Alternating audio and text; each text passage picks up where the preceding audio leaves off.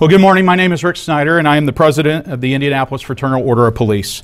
Our objective today is to address the recently reported outcomes for 2018, including the violence in our city, the sudden mass exodus of officers from the Indianapolis Metropolitan Police Department, along with the associated challenges of an opioid epidemic compounded by a mental health crisis, along with the ever-increasing dangers of the revolving door of criminal justice within Marion County.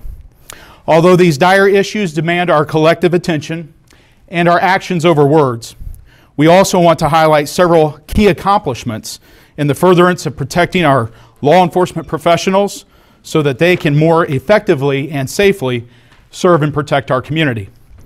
We are also here to outline our position on what our collective membership view as several key next steps for the upcoming year and to provide updates on our efforts related to our Think Bigger initiative, which was launched in May 2018. As such, the spirit of our remarks today is to focus on moving forward in a concerted effort with a focus on education, prevention, intervention, and community collaboration. These four key components create a template for the success of our city in overcoming the various challenges that we face, and we want our residents, visitors, and students to know that your rank and file police officers are fully engaged in reducing crime and disorder while also seeking improvement internally and in the quality of life issues within our neighborhoods. First, we must acknowledge the painful fact that the capital city for the state of Indiana has set another record for the number of criminal homicides for the fourth consecutive year. The number reached the record mark of 159 for 2018. That equates to an average of someone being murdered every 55 hours in Indianapolis. While many point to various factors for the cause of such unprecedented levels of violence within our city, we are concerned with the tendency to lay these statistics, stories, and strife solely at the feet of our police professionals or any one politically elected official.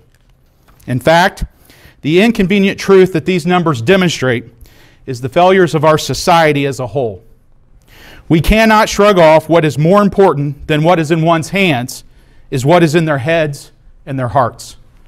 Yes, there is no doubt that the propensity for one to grab a weapon, whether it be a firearm, an edged weapon, or a blunt instrument to resolve their conflicts in our streets, within our homes, or God forbid, within our schools, is alarming, and it is a cause for assertive enforcement of existing laws.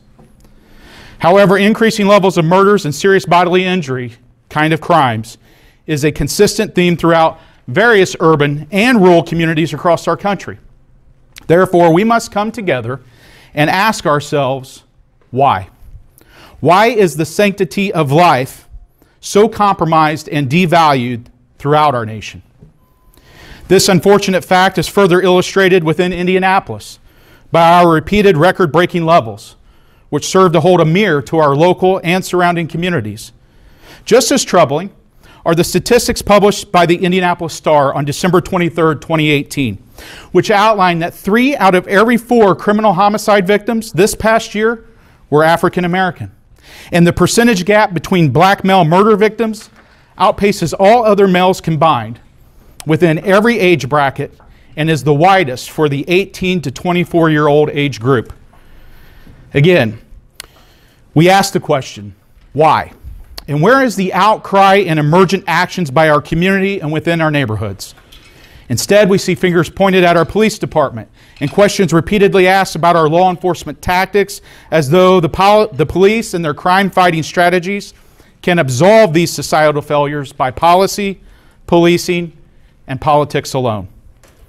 Sure, it is fair to criticize those who have made political pledges to reduce the numbers and have also made clear their performance should be judged upon them.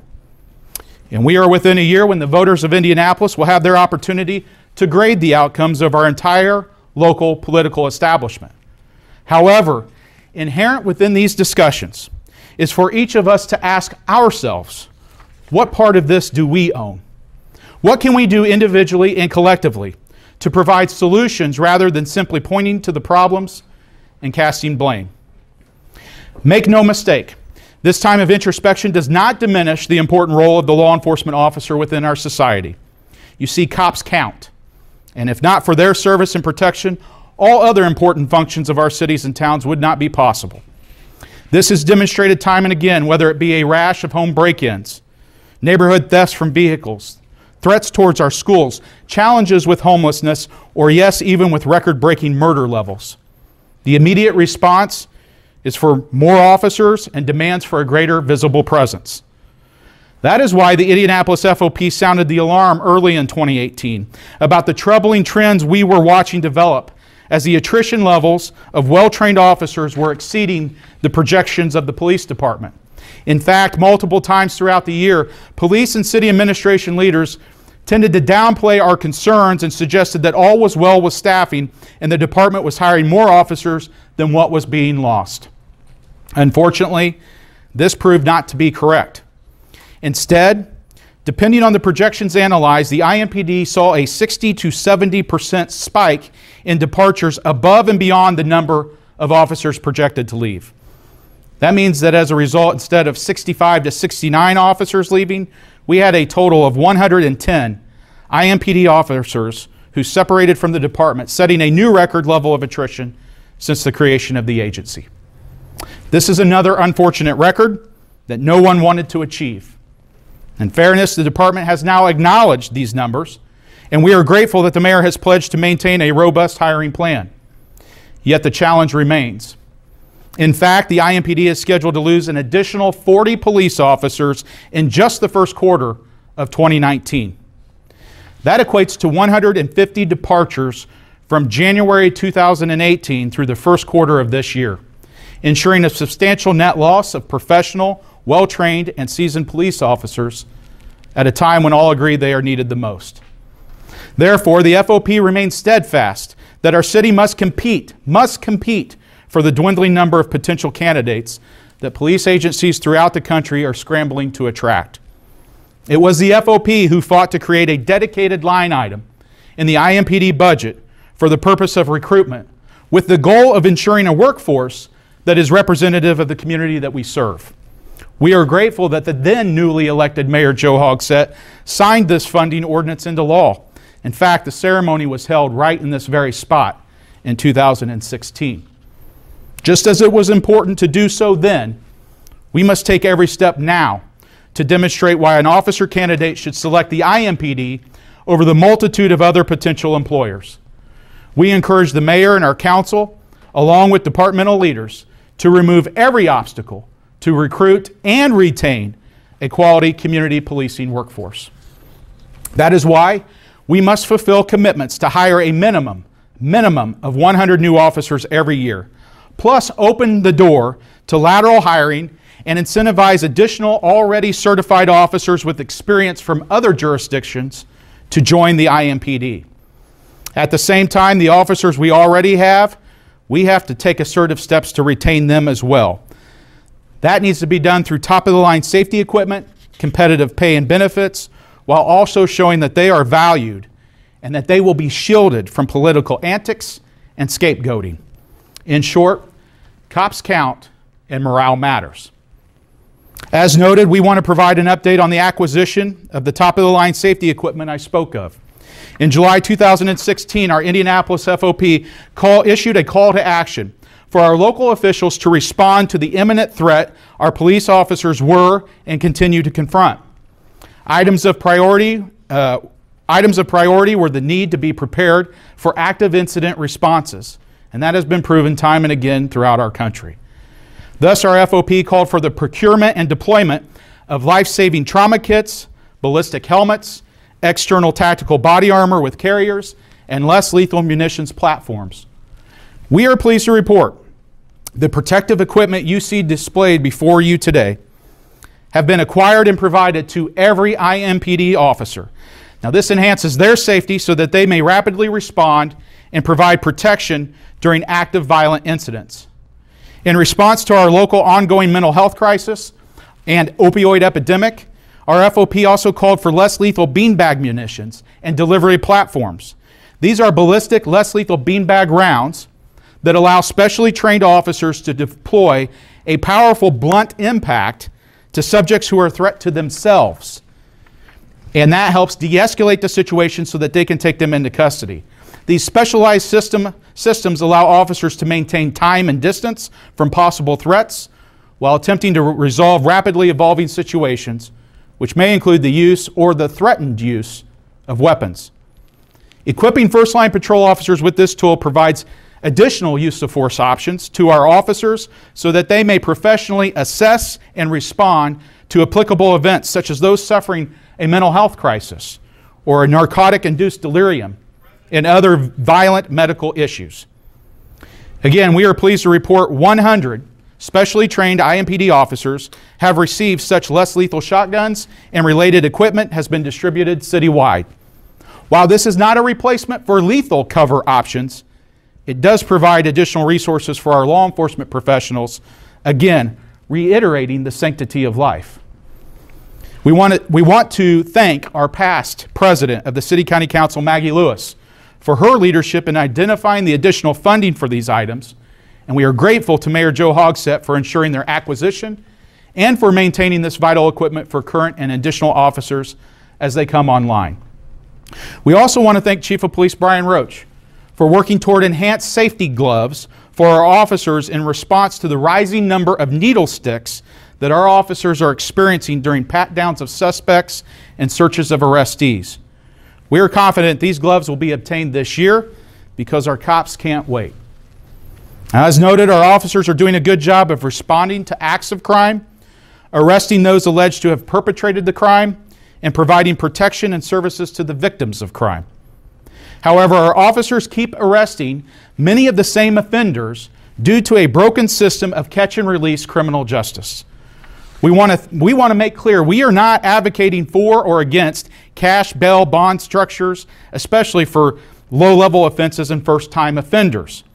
Rather, we are highlighting the misguided steps of recent years that have significantly reduced bond thresholds for violent offenders, many of which never even appear before a judge prior to release. For example, those arrested in Marion County receive an automatic $500 bond for the following felony arrests: battery, criminal confinement, criminal gang activity, criminal recklessness, escape, intimidation, pointing a firearm, residential entry, resisting law enforcement, stalking, and strangulation.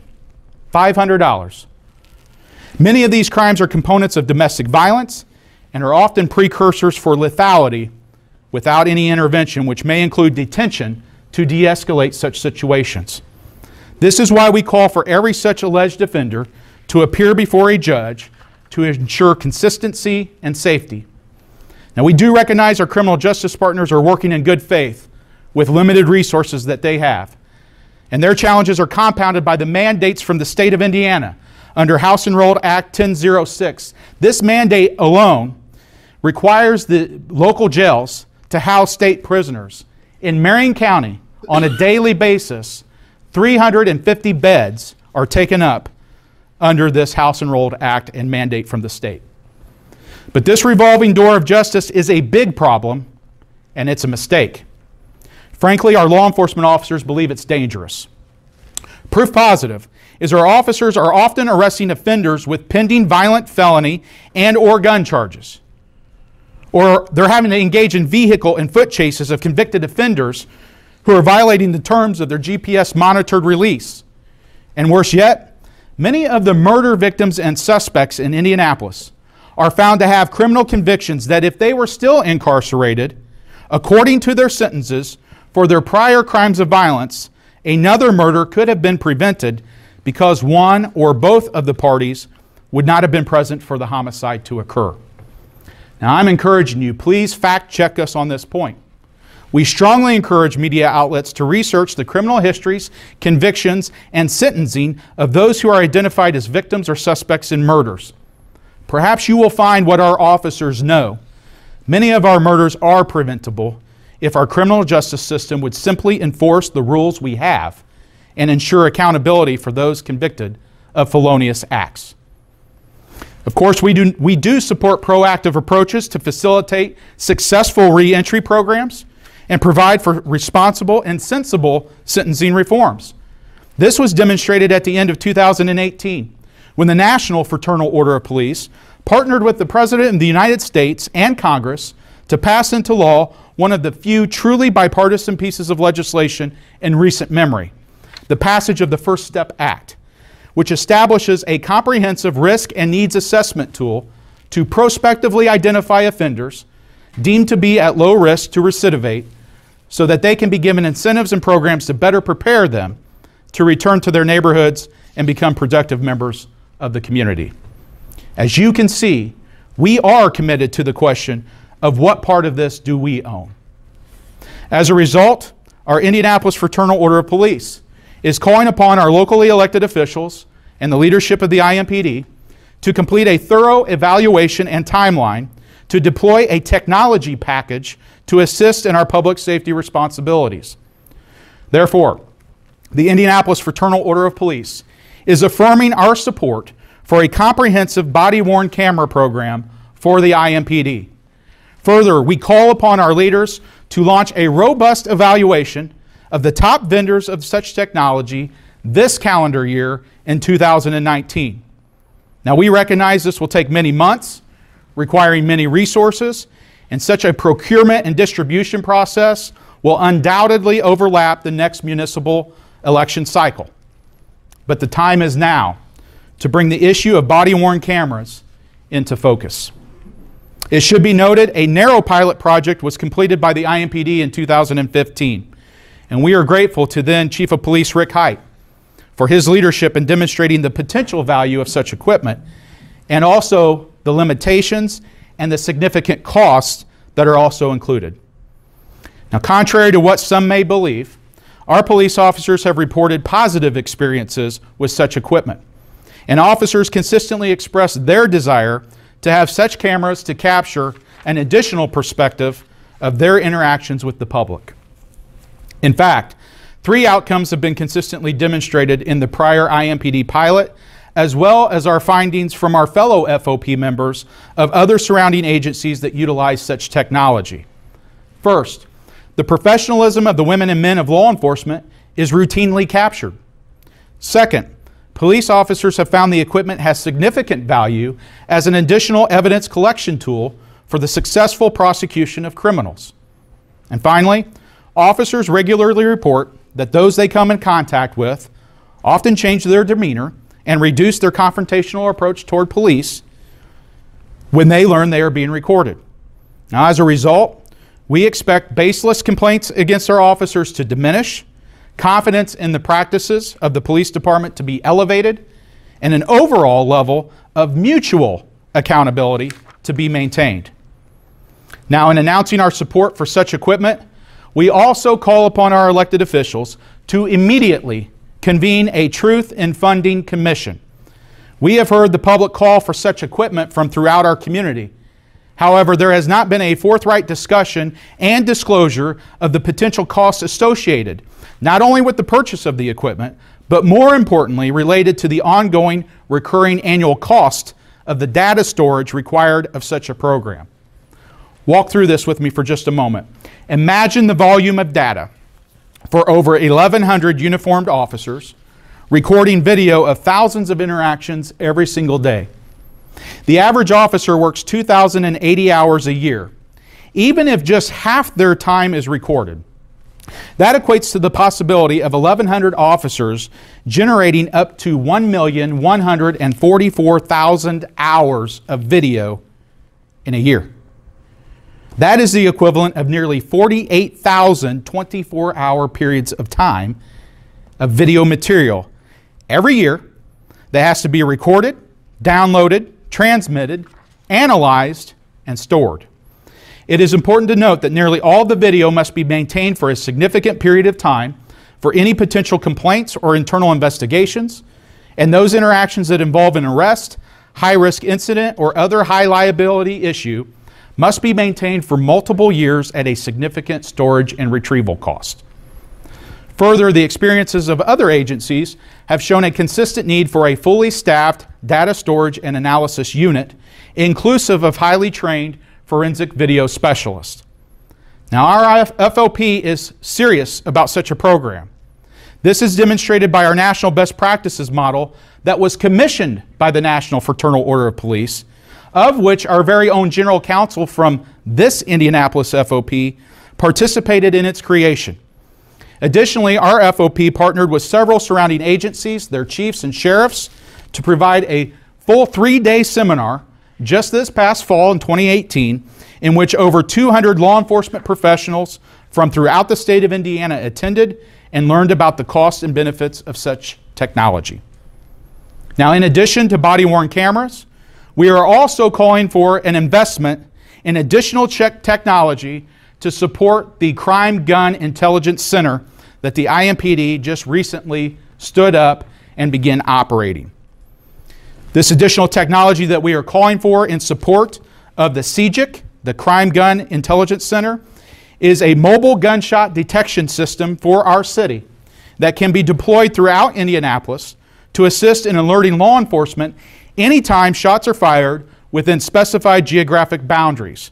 This technology has been used in many other communities with a high success rate. And we also advocate that this technology should also be combined with up-to-date mobile public safety cameras and license plate reader platforms, both mobile and static. Again, all of this should be included, though, within a Truth in Funding Commission to ensure we manage expectations related to these technologies.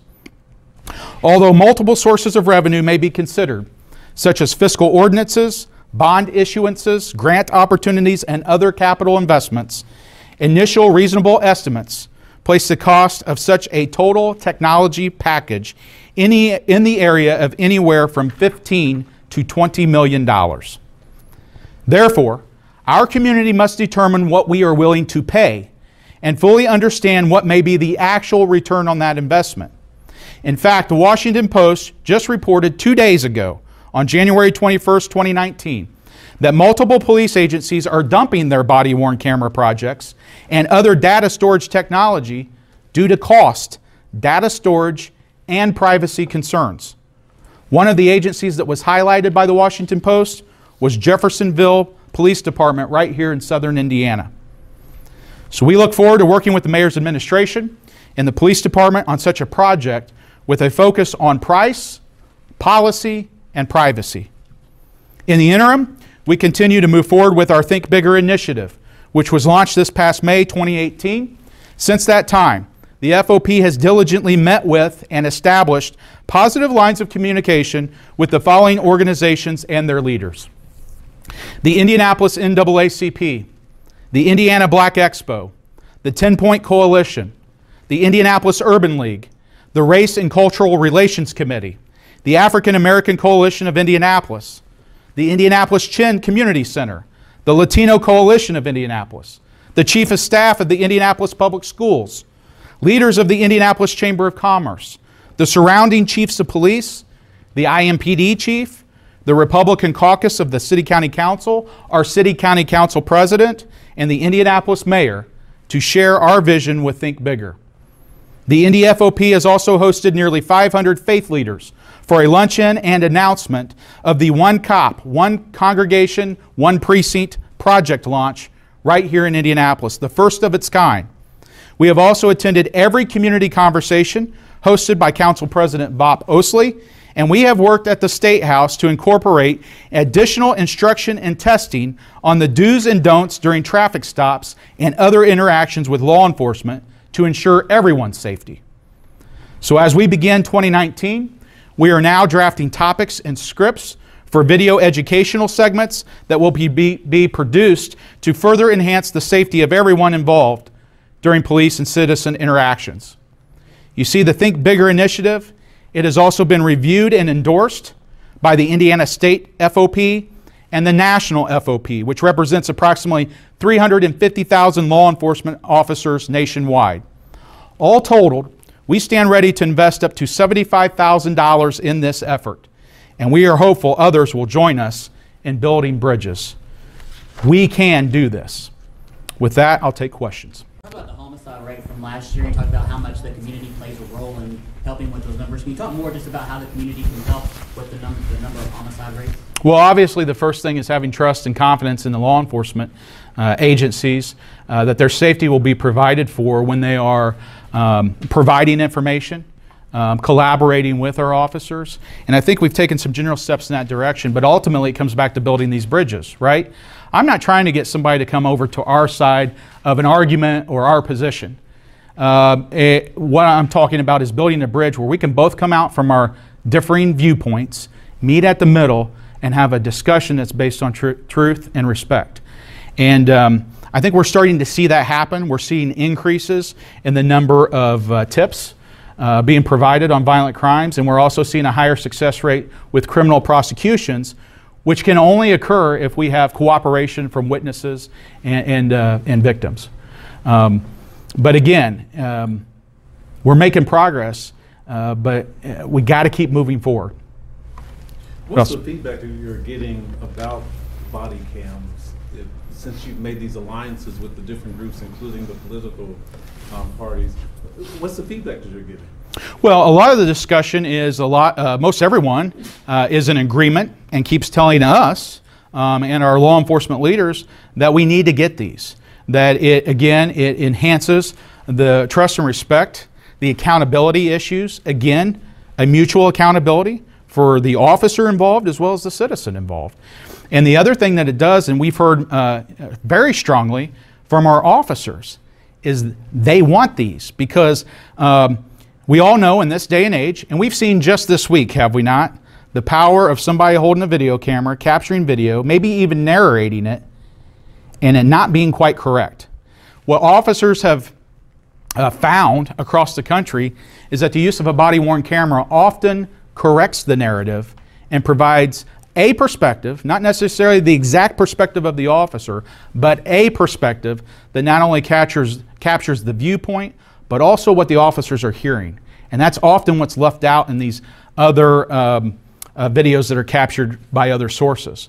And so our officers often say, I wish I had a body-worn camera so you could see this from a different perspective, but more importantly, hear what I was hearing. Hear what the person was saying, what they were threatening, what they were doing.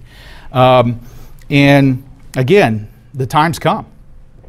The biggest hurdle for these body cameras, data storage, that's been the hurdle for years now, ever since IMPD started entertaining conversations about having these body cameras. So what now? I mean, how close to a reality are these body cameras? What is it contingent on? How much money is it going to cost? Yeah. Well, you're going back to the funding issue, and that's why I think we've got to immediately establish a Truth in Funding Commission. Our humble suggestion was we saw a successful model, which was the IMPD Staffing Commission that was impaneled by then Maggie Lewis and John Barth, who was on the council at the time, to tackle specifically the funding issues to hire more officers. That structure, that format worked exceedingly well. It tore down the politics involved, it tore down political affiliation, all those things, and required us to all sit at a table and work the numbers out. I think it's very possible for us to do the exact same thing with this Truth in Funding. But the important thing is this, is we have to be truthful with the community. It's very easy to say, get body cameras. But there's a whole lot more to that story, including costs, the infrastructure needs, and this data storage component. You know, I talk to folks in the media often, and they really get this data storage issue. When you start looking at have to maintain all of that from so many different individual pieces of equipment, it becomes a pretty daunting task. And again, we saw many law enforcement agencies, really in central Indiana, but across the country, quickly jump on to this technology platform, and now they're bearing the consequences. Now they're realizing that they didn't think it through or make the appropriate investments in it, and that's why the programs are now starting to dissolve and fall apart. I appreciate that we didn't just jump on this. We deliberately have walked through it. We've now built up our infrastructure in the city of Indianapolis where it now appears that we could handle this. And now we got to have the tough discussion. How much are we willing to pay? And here's the deal, the funding, it's got to be in addition to what we're already funding the police department at. It can't be in lieu of these critical other things that we're doing.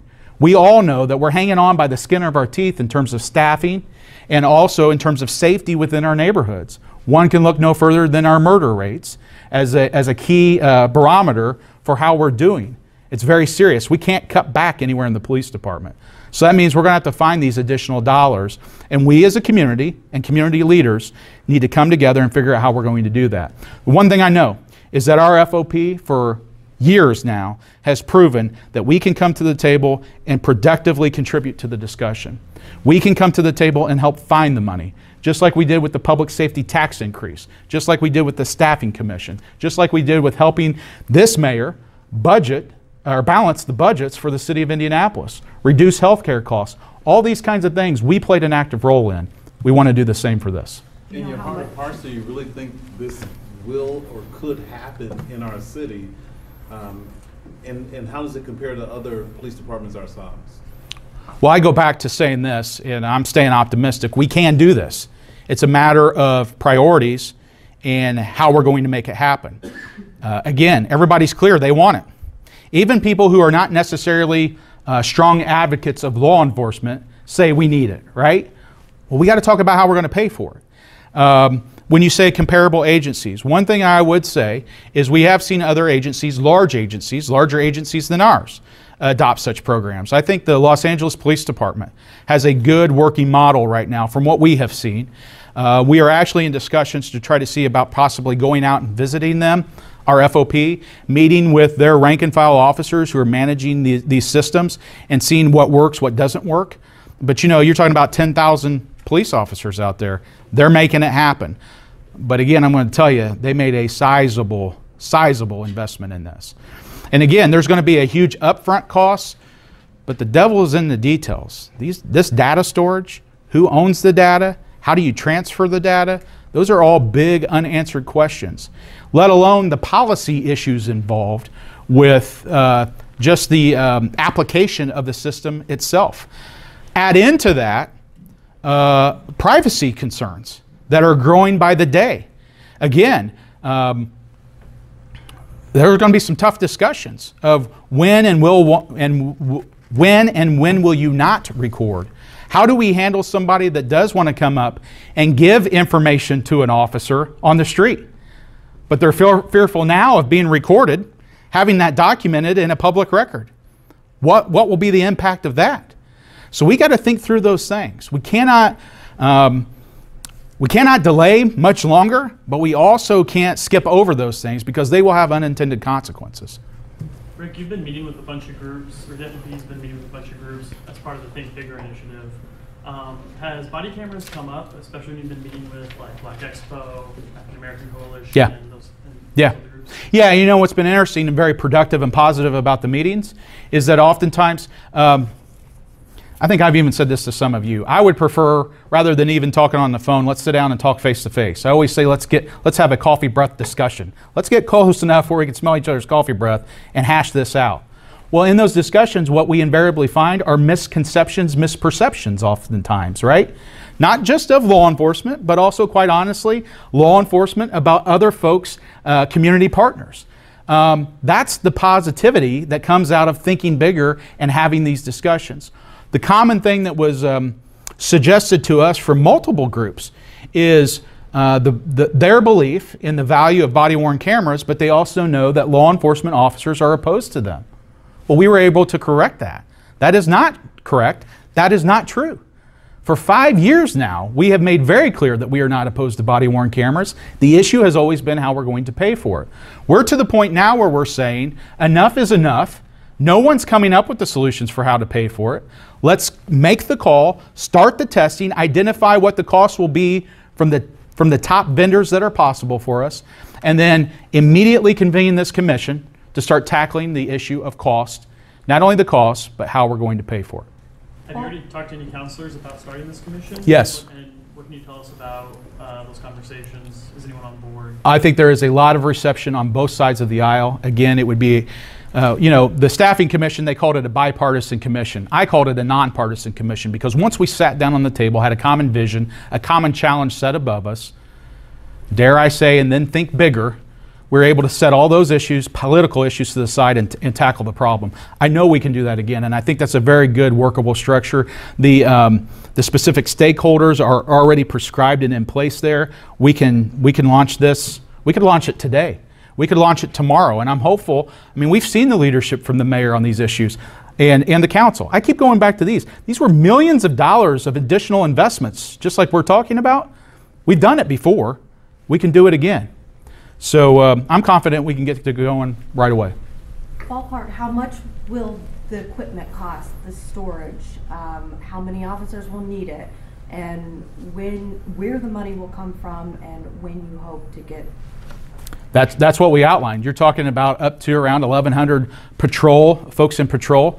So we have 1,700 officers, about 1,100 are in patrol functions, including supervisors, and trying to identify who all would be required to have this equipment upon them. You then have the testing of the various models, the selection of the most worthy choice. But then you also have the training, the policy establishment, all those things. At the same time, when you talk about the cost, it's additional funding. Thankfully, we have a balanced budget now, but we're going to have to find it. It may mean identifying additional revenues, whether that be a capital improvement project, and it's deemed as a capital improvement for our city, along with these public safety cameras, license plate reader technology, all those things. A bond issuance. It's nothing for us to bond. Building new public safety facilities all the time, not often police stations, but plenty of other public safety facilities. Maybe this is one that's worthy of us looking at. Again, we don't know until we get everybody to the table, but again, we can contribute to that discussion. Yeah. How did you arrive at the $15 to $20 million number? Well, for 5 years now, we've been analyzing this. We've also looked at prior partners. The police department, even at one time, brought in other agencies such as Cincinnati Police Department, Seattle Police Department, and we were able to really pepper them with questions, not only about the technology, but about the cost. Invariably, what happens is everyone will sell you on the initial upfront cost, and they'll talk lower numbers, right? When you start asking them the tough questions, though, on data storage and the ongoing reoccurring cost, it's a whole different ballgame. And every time we had those conversations and we would ask those questions, because we knew what we were looking for from what we had learned from other folks, they would usually grin and acknowledge that there was way more to it. And again, I go back to even like Seattle, who started off with a very robust model, has condensed that more and more annually, in large part due to privacy concerns. But the biggest one is cost. And is that number, is that an annual number, and is it specifically like an estimation of body cameras? Yeah, so we truly believe that's a conservative upfront financial investment. Then the other issue would be for that Truth in Funding Commission to really identify then what's the ongoing cost moving forward. Our hope would be that technology had improved enough by now that those costs would keep coming down. That's not necessarily the case. And again, we're no strangers to this discussion. Years ago, probably 2012 in that area, I had the opportunity to actually meet with the CEO of Taser, who was just talking about this technology at Harvard University. And we had a one-on-one discussion asking these very same questions. We've been very engaged. We've engaged on this best practices policy model for the nation. Many jurisdictions apply that locally and across the country. So we're not strangers to it. Again, but because of that knowledge, we also appreciated the fact that we didn't rush into it. But we're here now. I want to ask one more thing about the commission. You mentioned how important this nonpartisan or bipartisan act was, but at the same time, it is the 2019 election cycle. Do you anticipate that the FOP will get involved politically in any endorsements? Well, obviously, we always have that front that we deal with every election season. But again, this isn't a political issue here. So that really doesn't have anything to do with what we're talking about doing. And in fact, we're acknowledging that we are in a political season, right? But time is of the essence. That's what's been made clear to us. And I would also suggest, from what I've seen, been made clear to all of you through folks in the community that you talk to, leaders of other organizations, that the time is now. What we're saying is we got to figure out how to pay for it. We agree. So let's get it done. And again, it's a package deal. You have the one-on-one issues with the officers and citizens with the body-worn cameras, but a big component of this that we have publicly said is a game changer, has the potential to be a game changer for this city, and the murder rate specifically, is this crime gun intelligence center. We really value the police department standing this up. It's a very proactive model, but these other technology pieces are critical for that to be successful. The mobile gunshot detection system that alerts us anytime shots are fired. Listen, estimates show nationwide that over 80% of shots fired runs are never even reported to the police. Can you believe that? But it's because folks in neighborhoods don't, one, many of them hear them so often, and also they're not quite sure that we're going to keep coming and responding to that, because many times when we get there, folks are gone. These systems allow us to get there, to be able to be aware of it, even if we don't get the 911 call, start looking for suspects, but also evidence. The other thing that allows us to do is engage in that neighborhood, make sure they know that we were there, seek additional information in terms of maybe somebody saw something or heard something else. It's critical that we have it. I'm sorry. How much does a gunshot detection system cost? Again, you got to do the same thing. It all goes back to what are you wanting to get? How large of an area do you want to have? Do you want a mobile system that is narrowly focused? Do you want a system that can be mobile and moved around the system? One that's static and established? How much of the city do you want to cover? You know, we often see other cities. South Bend has had a very successful system in their city that they utilize. There's, again, like body cameras, there's various vendors and brands, but the technology itself is critical for us to be able to use. Many communities first target their hotspot areas. They're areas where they know they've had high rates of gun crimes and violence. You know, those are all things for us to consider and again, pick and choose as we look at the costs. But when you combine that then with mobile public safety cameras, you know, a lot of people say like the blue light cameras. Yes, but we're talking about up-to-date ones that work and are mobile, right? Along with the license plate reader system that we have somewhat in the city, but can capture vehicles coming and going in that area when that occurs. That's all information that can be gathered from things that are occurring in the public that the law enforcement can then use to backtrack and try to identify who might have been involved in these crimes. You know, naturally, we hear from folks that raise concerns about privacy related to that. These additional surveillance techniques in public venues and whatnot. I think most communities have become accustomed to that. But again, if we're going to talk about privacy concerns there, they're no different than the privacy concerns that many people are going to have with these body-worn cameras. It's easy to say, let's get them so we can capture what occurred on that traffic stop. It's another deal when that officer's walking in your home at 2:30 in the morning on the worst day of your life and capturing what your home looks like, what you look like, and what's going on there. People start to view it a little differently. But again, that's what our officers are seeing and contending with every day. So let's get it done. You talked about 110 officers leaving and another 40 so far this year. Yeah. Why is that? And then is that, when you hear those numbers, what does that say to you?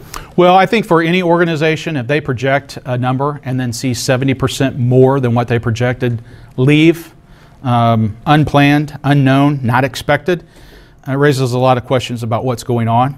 I don't have a definitive answer for you. We do know in a paramilitary organization, such as a law enforcement agency, just like any other public safety entity or military entity, morale is crucial. Do we have a morale problem? I can't answer that right now. We've taken steps before in the past. We've conducted climate surveys to actually try to measure the level of morale within our agency. That's always an option that we can explore. But I think in the interim, beyond that, we've got to figure out how we're going to be replacing these people. Many of those folks who left, you know, you'll hear, well, but they were able to retire. Yeah, well, 4 out of every 10 officers on IMPD are eligible to retire because of past bad hiring practices in terms of not hiring at all. But what has happened is many had left unexpectedly, not planned, and many of them are also going to other police agencies to work there. You know, why? Again, we go back to this, we must compete. You're all well aware of the Seattle billboard that was out there on the east side of Indianapolis. All these agencies that are really utilizing all kinds of techniques to attract candidates to their departments, including seasoned officers. We're going to have to compete in that game. We're going to have to figure out how we're going to make somebody working in Carmel, South Bend, Evansville, or some other state say, I want to leave here and go to IMPD. That's why we say we got to take every obstacle off the table and every reason for them not to want to come here. And that goes back to good equipment, not only safety equipment, solid, safe vehicles that they can carry the equipment in, as well as training and pay and benefits.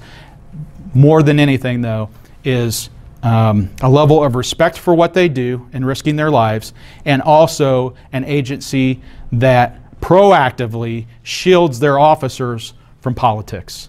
We've said it time and again, anytime you interject politics into policing, you will see officers recoil from that, and oftentimes they'll start leaving. Do you know of any other agencies across the country that have paid for body cams and the storage either through raising taxes and or grants that have been available? Yeah, so grants have been used. Again, the fallacy in that and what many of these agencies are finding is often are upstart dollars. They're not sustainable dollars. And so when it comes time for the community to start to sustain the dollars that are needed, they can't afford it because they didn't budget or strategically plan for it. We got to avoid that pitfall. It would be a travesty in 2019 to tell our community that we're going to do body-worn cameras, our elected officials to say we're going to do it, and not truly provide a solid foundation to fund it to where it then falls apart in the following years. That will affect trust and respect amongst our community more than anything. So we've got to put a solid plan together. And again, we've got to be upfront with our citizens, just like we were with the public safety income tax increase to hire officers, of how much these projects require, and that we are going to spend them in the best way possible. I hope what people get is this is a big deal. You have your rank and file officers who have done all this. It was important to me to show you all the work that our officers and our elected officials have done, thinking out of the box, thinking bigger, and getting the equipment and everything that they need. Now you have your rank and file officers saying, now that we have those things, we want to get this additional equipment when many people wrongly assume or believe that they don't want them. Nothing could be further from the truth. Anything else, Ryan? Anyone? Appreciate all your time. Be available for any one-off questions. And also, I hope you've got plenty that we can follow up on in the days to come. Thank you, everybody. Appreciate it.